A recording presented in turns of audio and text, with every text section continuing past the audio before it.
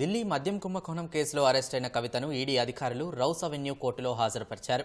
న్యాయస్థానంలో ఇరు వర్గాలకు సంబంధించి సుదీర్ఘంగా వాదనలు కొనసాగుతున్నాయి. కవిత తరపున న్యాయవాది విక్రమ్ చౌదరి వాదనలు వినిపిస్తున్నారు. అంతకుముందు కవితతో 5 నిమిషాలు మాట్లాడేందుకు కోరగా అందుకు న్యాయస్థానం అనుమతించింది. ఈడీ తరపున న్యాయవాది జోయబ్ హుసేన్ వాదనలు వినిపిస్తున్నారు. ఢిల్లీ లిక్కర్ కేసులో శుక్రవారం కవితను అరెస్ట్ చేసిన ఎన్ఫోర్స్మెంట్ డైరెక్టరేట్ ఇవాళ ఢిల్లీలోని రౌస్ అవెన్యూ సిబిఐ ప్రత్యేక కోర్టులో హాజరుపరిచింది. రాత్రంతా ఈడీ కార్యాలయంలోని ప్రత్యేక సెల్లో ఉంచిన అధికారులు వైద్య పరీక్షల అనంతరం మెజిస్ట్రేట్ నాగ్పాల్ న్యాయస్థానం ముందు హాజరుపరిచారు.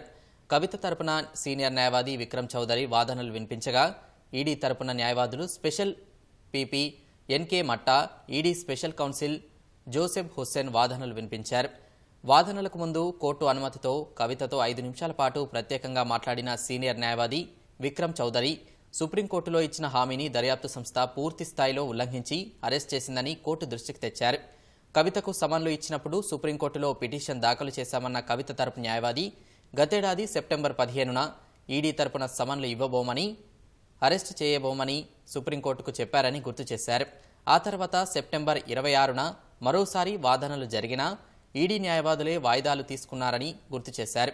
సుప్రీంకోర్టులో గతేడాది సెప్టెంబర్ 15న అదనపు సొలిసిటర్ జనరల్ చెప్పిన విషయాన్ని దేశమంతా చూసిందన్న విక్రమ్ చౌదరి సర్వోన్నత న్యాయస్థానం ముందు మౌఖికంగా చెప్పిన మాటను దర్యాప్తు సంస్థ ఉద్దేశపూర్వకంగా ఉల్లంఘించిందని పేర్కొన్నారు. నాడు సుప్రీంకోర్టులో ఈడీ చెప్పిన విషయాలతో ఒక అప్లికేషన్ దాఖలు చేస్తామని అన్నారు. ఈడీ ఇచ్చిన సమన్లు నమోదు చేసిన కేసును నిలిపేయాలని, మొత్తం కేసును కొట్టేయాలని సుప్రీంకోర్టులో పిటిషన్ దాఖలు చేశామన్న కవిత తరపు న్యాయవాది ఓవైపు ఆ పిటిషన్పై విచారణ జరుగుతుండగానే కవితను అరెస్ట్ చేశారని కోర్టు దృష్టికి తెచ్చారు. నిన్న మరోసారి ఈ కేసుపై సుప్రీంకోర్టులో విచారణ జరిగిందని, ఆ సందర్భంగా జరిగిన వాదనల్ని జడ్జి నాగ్పాల్కు వివరించారు. నిన్న మధ్యాహ్నం సుప్రీంకోర్టులో వాదనలు పూర్తయి కేసు వాయిదా పడిందని గుర్తు చేశారు. ఆ తర్వాత కొద్దిసేపటికే హైదరాబాద్లోని కవిత నివాసంలో సోదాలు నిర్వహించి సాయంత్రం అరెస్ట్ చేస్తున్నట్లు ప్రకటించారని కోర్టుకు తెలిపారు. ఈ కేసుకు సంబంధించి ఈ నెల 19న సుప్రీంకోర్టులో మరోసారి విచారణ ఉందన్న విక్రమ్ చౌదరి అప్పటి వరకు ఈ కేసు విచారణ ఇక్కడ నిలుపుదల చేయాలని, అరెస్టు నుంచి మినహాయింపు ఇవ్వాలని కోర్టును కోరారు. కవిత తరపు న్యాయవాది వాదనల అనంతరం ఈడీ తరపు న్యాయవాది జోయబ్ హుస్సేన్ వాదనలు ప్రారంభించారు.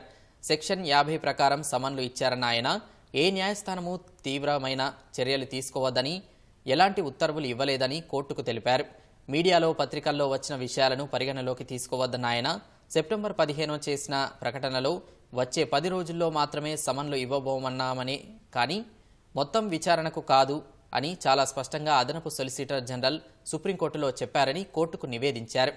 ఒక ఆర్డర్ అనుకూలంగా ఉంటే అది నిరవధిక కాలానికి అన్వయించుకోవద్దని పేర్కొన్నారు.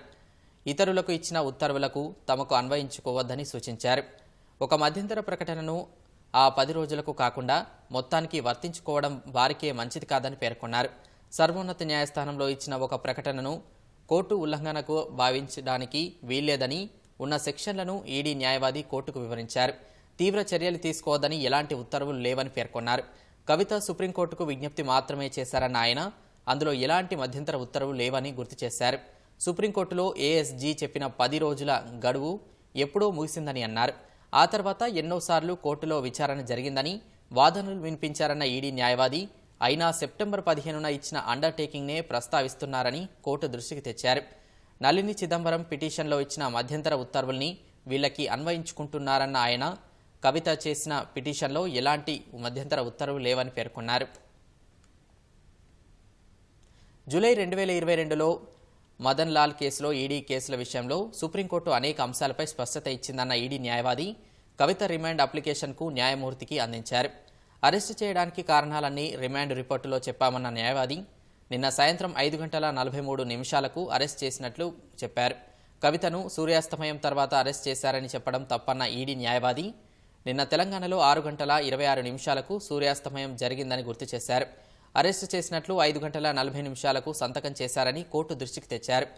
ఇండో స్పిరిట్ సంస్థ ప్రతినిధి అరుణ్ పిల్లై చెప్పిన అనేక విషయాలు కవిత ప్రమేయాన్ని చూపుతున్నాయన్న ఈడీ న్యాయవాది 33% లాభాలు మేడంకి వెళతాయని బుచ్చిబాబు, అరుణ్ పిల్లై, రాఘవ మాగుంట సహా నిందితులు ఇచ్చిన వాంగ్మూలాలు కవిత భాగస్వామ్యాన్ని చెబుతున్నాయని అన్నారు. విచారణలో కవిత తప్పుడు సమాచారం ఇచ్చారన్న ఆయన కొన్ని డిజిటల్ పరికరాలు ధ్వంసం చేశారని వివరించారు. నిన్న జరిగిన సోదాల్లో మొత్తం 5 ఫోన్లు స్వాధీనం చేసుకున్నామని, సోమవారం మరికొందరిని విచారణకు పిలిచామని కోర్టుకు తెలిపారు. క్రైమ్ జరిగిన తీరు, ఇండో స్పిరిట్స్కి వచ్చిన ఆ లాభాలు, ఆధారాలు చెరిపేందుకు చేసిన ప్రయత్నం, డిజిటల్ డేటా ధ్వంసం చేసి తీరు అన్ని PLMA కింద కేసు దర్యాప్తు చేయడానికి అనుకూలమైనవే పేర్కొన్నారు.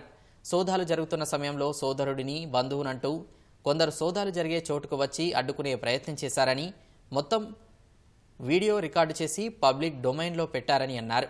సోదాల సమయంలో కవిత భర్త, వాళ్ళ సహాయకుల ఫోన్లు స్వాధీనం చేసుకున్నామని, అన్ని విషయాలు పంచనామా నివేదికలో పేర్కొన్నట్లు కోర్టుకు తెలిపారు.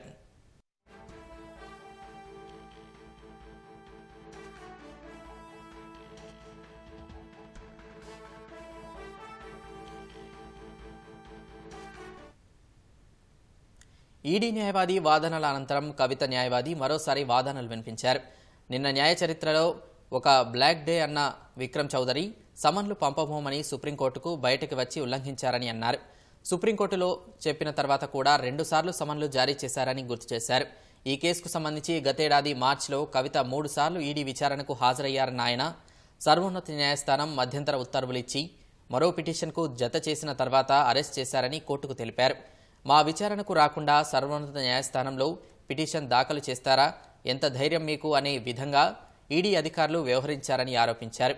ఈడీ అధికారులు రాతలో ఒకటి, మనసులో మరొకటి, చేతల్లో ఇంకొకటి చూపుతున్నారన్న కవిత తరపు న్యాయవాది ఈ కేసులో ఒక ఛార్జిషీట్తో పాటు 3 సప్లిమెంటరీ ఛార్జిషీట్లు దాఖలు చేశారని అన్నారు. CBI CRPC 160 కింద నోటీసులు ఇచ్చి 2022 డిసెంబర్లో ఇంటికి వచ్చి విచారించారన్న ఆయన కవితను CBI సాక్షి అంటుంటే ఈడీ నిందితురాలు అంటోందని అన్నారు. ఇందులో ఏది నిజమని ప్రశ్నించారు. PMLA చట్టం, CRPC సెక్షన్లు వర్తిస్తాయని చెబుతుండగా ఈడీ అధికారులు మాత్రం అవి వర్తించవంటున్నారని అన్నారు. ఇంటి బయట హంగామా చేశారని చెబుతున్న వారిని ఈడీ అధికారులే ఇంట్లోకి అనుమతించారని గుర్తు చేశారు. ఒక మహిళను అరెస్ట్ చేసి 30 కిలోమీటర్లు పైగా తీసుకువెళ్తే తప్పకుండా ట్రాన్సిట్ రిమాండ్ తీసుకోవాలన్న విక్రమ్ చౌదరి కానీ అరెస్ట్ చేసి హైదరాబాద్ నుంచి ఢిల్లీ తరలించారని అన్నారు. Do you want to say something? Do you want to say something? It's a fabricated case. Yeah.